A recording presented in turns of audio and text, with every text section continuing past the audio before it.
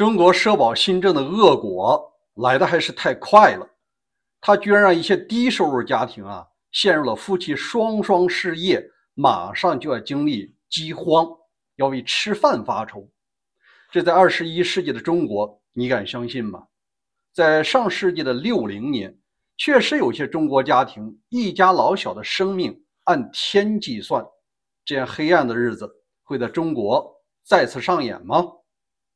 大家好，我是大卫，我们一起来分析新闻背后的真相。今天是美西时间8月15号。自从老共宣布了那个社保新政，大小店你必须全员交社保，不然的话员工可以举报你，然后就要接受罚款。现在企业直接就开始降薪裁员了。我们来看国内新发的一些视频。我今天失业了这个原因就是因为我问了老板9月1号给不给我交社保的问题，然后被迫失业。老板说你有2个选择9月1号的话给你交社保也行，从你工资里扣。我本来每个月的工资是3500不到，3400多一点，然后社保就扣1500，扣完1500左右的话，大概就剩下1900块钱，我还上个毛球然后我就不上了。现在公司倒闭，生意破产，现在我连自己的生活都成问题。我是一名70后，今年53岁了，目前还负债了1600万。以前风光牛逼的时候，我在广州，同时拥有了7家连锁饭店。我从没有想过我会有今天。我们公司没了，朋友们，太震惊了，这让我。就是你能想到昨天你还一切都正常，没有任何端倪，然后今天突然之间你早上醒来打开手机一看，你已经不在所有的群里了，整个群所有的群都解散了，群里发了2则公告以后，所有的人都已经从原来有牧场的牛马变成了没有牧场的牛马了。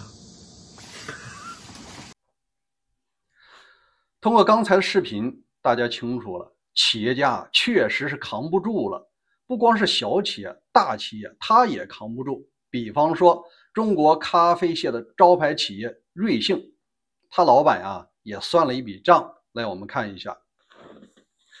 在上海社保的最低标准呢是每月7348元，这是最低线，无论你挣多少钱，你必须按比例交。那企业交多少钱呢？一个人每月交是1897元，就差3块钱就1900了。员工呢是800块钱，这笔费用直接让政府从兜里强行掏走，员工和企业必须得交。那我们就看一下瑞幸一个月交多少钱吧。瑞幸在上海的门店一共是1481家，截至目前。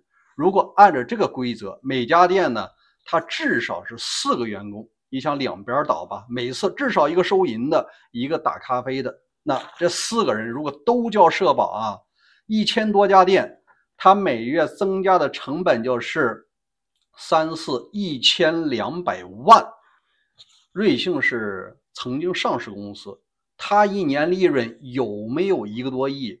没有吧。对于瑞幸来说，它都扛不住，其他人那就更甭说了。比如说另外一家企业叫做霸王茶姬好像也是做奶茶，这些养活的都是那些底层小生意，夫妻俩开个小店。那他在上海门店一共是272家，如果全员交社保，他每月支出是200万。老板说了，如果200万那我根本把店直接就转让了。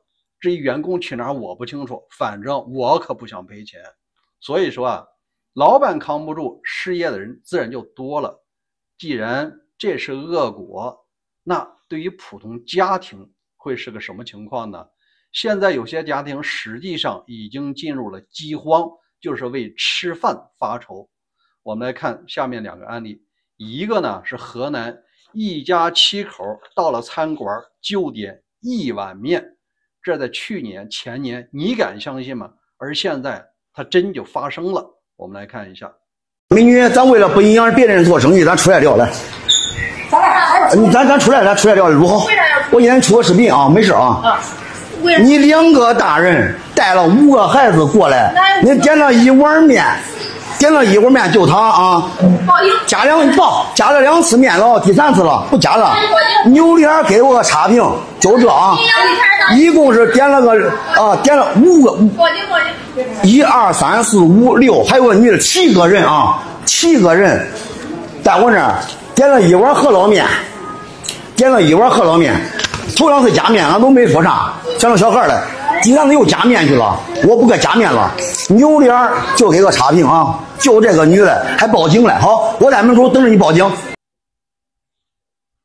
刚才视频里讲到的一家7口有个细节，大家关注一下，是3个大人4个孩子，实在家里呢没什么吃的了，要出来花13块钱吃1碗饸饹面，然后呢轮流吃。当然了，他们也点了一些什么小凉菜呀，团购了15.8块的10串羊肉串。说句实话啊，那能是羊肉吧？国内我刚查了一下，每斤羊肉的价格是30块钱，10串的话呢，那就相当于多少钱？相当于30块钱了。你再加上烤好了，加上人工，每串成本应该在3块钱。所以说呀，他1.5块团购来的，那不可能是羊肉。至于说什么肉，你自己猜它嘛，也许是鸭肉啊，甚至是别的动物的。在这儿呢，咱就不说太恶心的事儿了。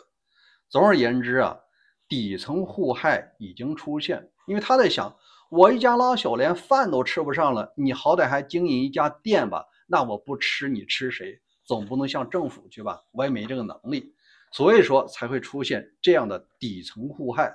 那店家也冤啊，因为这件事儿发生在8月13号的晚上7点，14号人家接受新闻就采访就说了，他们呢实际上已经加了2次面了，第3次我们实在不能再加了，因为这单生意本身就是亏的，你总共7个人花了72块钱，你就吃了3碗面了，够意思了。所以说你再剥削我可撑不住。所以说啊，真正撑不住的是企业底层，再就是那些陷入困境、双双失业的家庭。当然了，有些人呢虽然没有失业，但是薪水啊直接降下来了1半。比方说有的家庭啊，你看原来还挣个4、5千块钱，好歹能维持着，还完了房贷呢紧紧巴巴，有的时候还要套什么信用卡。而现在啊，直接企业交了一部分，然后企业把这1000多直接从员工的薪水里减掉了，那结果是什么？4、5千块钱现在就变成了2500，再加上自己付的那个钱啊，也许就变成了2200。那夫妻俩的生活马上就会陷入困境。捉襟见肘的时候啊，一个鸡蛋可能就会引发双方情绪的爆发。我们来看下边这视频。我的鸡蛋你想吃？哎呦，真的是，不是我都没吃啊，我1个都没吃啊。我也没吃，没吃嘛，那么多菜，你也给你煮2个嘛。你没吃，你不爱吃，我不该吃吗？我现在煮。我没有胃口，我不求着你给我煮，我也不要你煮的，你也不要在那委屈。这我就拿麻就回来。我说没有了，你别说我给你买了鸡呀，我说你买了鸡了吗？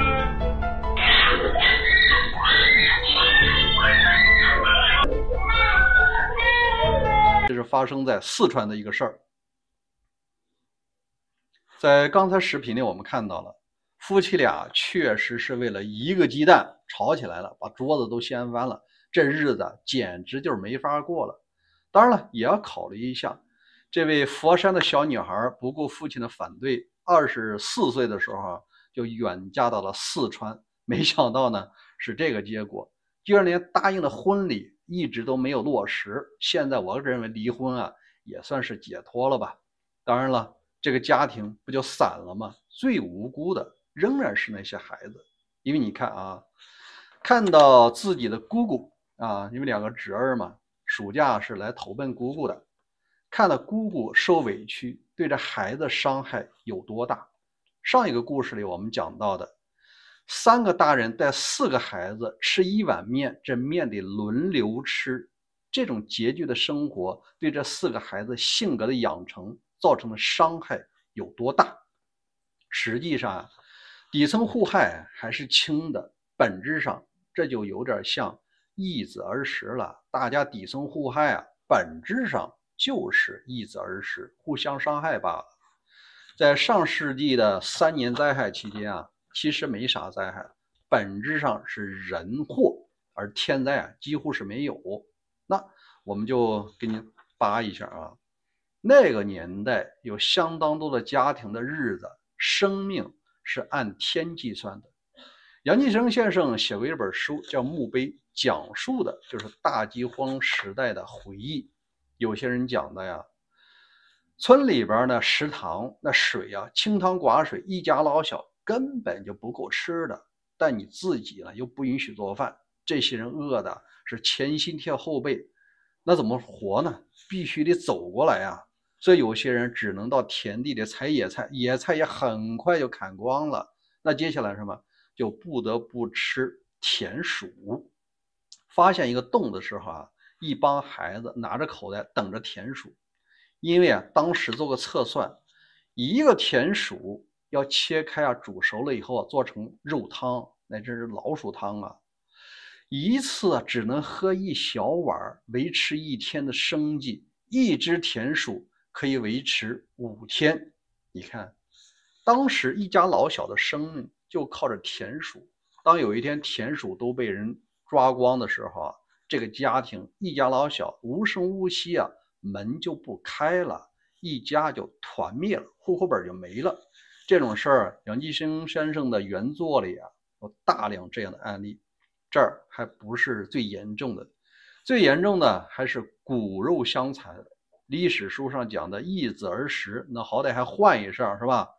其实啊，在中国一些西部地区，尤其是甘肃，出现了大量的什么自己骨肉相残啊，很多细节啊我就不忍描述了。那我们就为什么把这件事扒出来呢？是因为你没发现现在21世纪的中国，有些低收入家庭，尤其是双双失业的家庭，已经陷入了家里没啥米的程度了。这和当年不是一回事吗？那有人就问，那中国人现在都21世纪了，怎么会经历这种历史倒退呢？他想不通。其实啊，你要整个从历史长河来看，你就想通了。人类的文明的进展，它不是一条直线，它有时候就会有进2步退1步的时候。在中国还有那种进1步退2步的时候呢，现在不就是正在倒退吗？我们还是讲所谓的3年灾害时期啊，人祸是哪来的呀？这个更多的是愚民与领袖之间的互相成就。首先那些愚民啊，被教育的，我们就是要超英赶美，大炼钢铁，钢产量要超过美国。为了这个单一目标，粮食都不收了。那你说你第2年能不挨饿吗？你看，这是老毛一个人发动的吗？如果后面没有干将，没有帮手，没有几亿人的疯狂，这大革命，这大饥荒能产生吗？所以说啊，你如果深刻了解中国人的思维，你就知道他们有很多苦难是应得的。历史啊，有时候也在循环。你别说中国了，就是现在的欧洲、美国，有时候它也在倒退啊，当然的程度不同而已。您看嘛，有些人满嘴跑火车啊，他不照样还能被选出来当总统吗？那可是靠选票选上去的，而且会当2次，是吧？那法国那勒庞啊，包括那个什么德国选择党，这种极右翼，它都有大量的选票，还能占有议会席位。所以说，欧美的政治啊也得反思。那当然，反思的更多的还是中国。中国几千年仍然没有摆脱威权，或者说直接一点叫做集权统治。现在没有本质区别。西欧和英国呀，这个美国呀，稍微强点，至少说目前还没有独裁者产生。尽管有人有独裁倾向，至少制度啊还在控制着它，顶多算是有威权的倾向。这点咱必须实话实讲。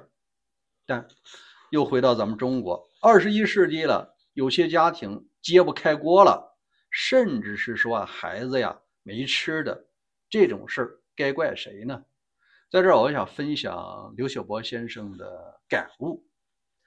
他说呢，中国多年的历史啊，一直是自编自导自演，并且在自我感动和自我欣赏，这本质上是个文化问题，因为文化上面就是制度。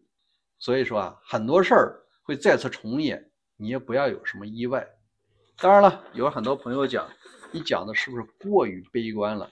其实不是的。我在4月份的时候出过一期节目，我说中国人实际上没啥记性，很多事儿啊一再重演，有的时候呢3年就演一回。你看，在疫情期间，很多人排队做核酸都冻晕倒了，他都不敢回到屋里去。为什么呢？是因为他要去打卡，他要去上班，为了那份收入啊，他也得接受这种服从性的训练。你看，几百人是这样，几千人，上几十亿啊，10几人都这样，真正能站出来的是极少的。至于后来啊，那是出了人命了啊，门被焊死了，人出不来，出了这么大的事儿，人们上街要的是什么？解除风控，而不是推翻这个统治。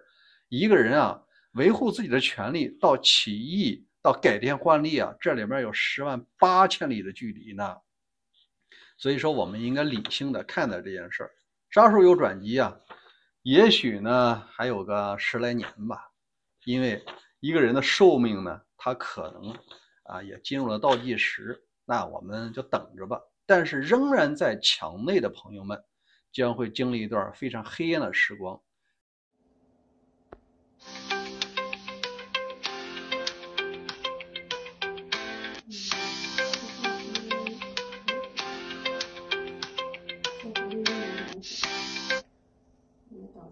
这个时光啊，也许不亚于这个3年自然灾害期间。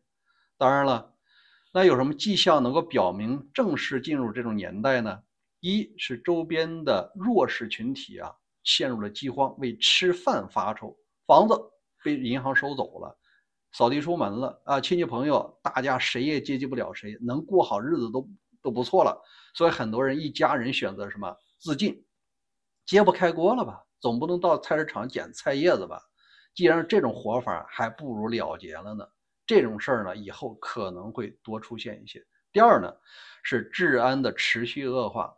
当他发现嗷嗷待哺的孩子连奶粉都买不起的时候，他要啥公平和正义？他要什么社会道德？先活着吧。所以你有车，你有房子，我没有，我就要均贫富一下。哎，那时候不要讲什么犯不犯罪了，先活着。你看，社会恶化呀，可能是进一步恶果。当然了，走到极端的程度，那就进入了资源控制，尤其是粮食的控制。中国的历代饥荒从来都不是说市面上超市里没有粮食，有，供应仍然是有，但最难的是有些家庭啊没有钱了，有粮食你没钱买，你不必然要进入这种饥荒吗？好吧，这个话题啊可能比较沉重，但是我们仍然对人类发展进步的前景有信心。至少说有的地方进了2步，人家只退了1步吧。哎，所以说啊，大家对未来有信心的时候，慢慢熬吧，除非你想换个地方。今天就聊到这儿。